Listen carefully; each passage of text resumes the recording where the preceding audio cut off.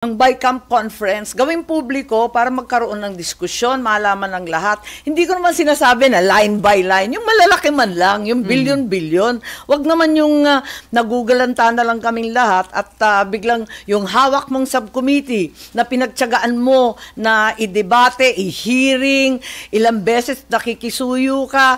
Nako, ilang beses kami nagmi-meeting, formal meeting, 2 beses kami nag-hearing sa subcommittee ng DSWD, baka tapos ilang meeting na informal, sangkatutak na tawag, sandamakmak na papel. Abay, wala nang banggit ng akap. Biglang sumulpot na naman sa BICAM. Saan galing yun?